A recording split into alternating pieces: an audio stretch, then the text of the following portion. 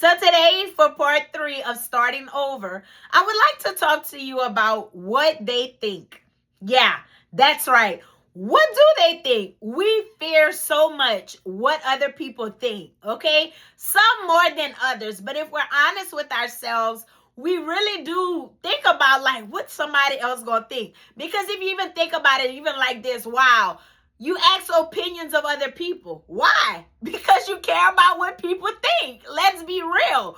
A lot of times people's opinions, perspectives, and stuff does impact the decisions that we make in our lives. When I look at my own life as a personal testimony, I would even say it that way. Being a person that's been divorced 3 times, I don't have time to go around and explaining to people why each one ended the way that they ended. All I know is that it happened. Now, I will say I take accountability and am taking responsibility, I guess I would say, for making those unhealthy decisions that I made that were outside of the will of God. And that's what happens. Sometimes we make decisions outside of the will of God that cost us a lot of heartache, period. When I look back to my last marriage, I stayed longer than I should have stayed because I was so afraid of starting over and thinking about what people was going to say. Man, she divorced again? Yes, she is. Something must be wrong with her. Gotta be her, blah, blah, blah, blah. All of the things like that. So it caused me to stay longer than I needed to stay. And it caused me more pain and heartache in the long run for staying because of those reasons. But when I look back, I'm like, it is what it is. People talked about Jesus Christ and he was perfect. I'm way less than him. I ain't even close to him. You know what I'm saying? To be perfect, I guess I would say. So people gonna say what they want to say regardless. People's always gonna have something good to say about us, and they're always gonna have something not good to say about us.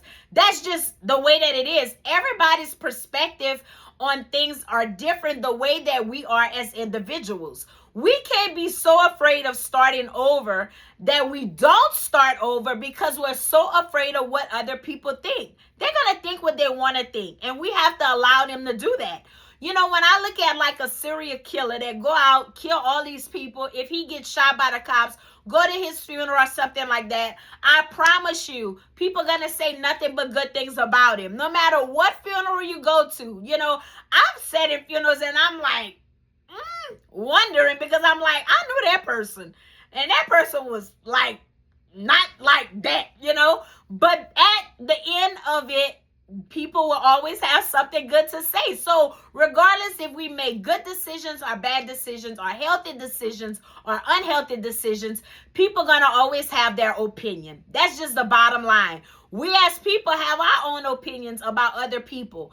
Everybody's life and experiences is different, but we cannot be so afraid of starting over because of what somebody else thinks. And then we stay stuck in these unhealthy situations because of what we are afraid of, what they think.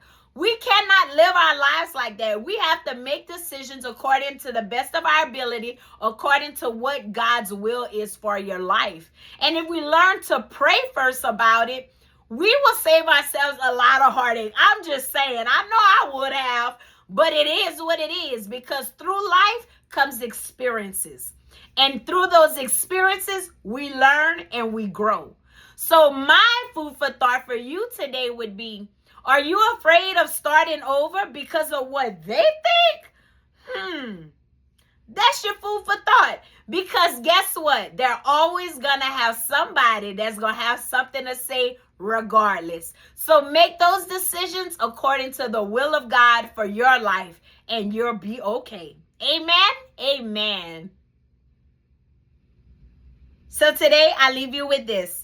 Matthew chapter 10 and verse 28. And it says, "And fear not them that kill the body, but are not able to kill the soul, but rather fear him which is able to destroy both soul and body in hell." So before I go, I just want to remind you, if you haven't already, check out my website at www.talkswithshay.org. You can subscribe to my videos on YouTube and find me on Facebook.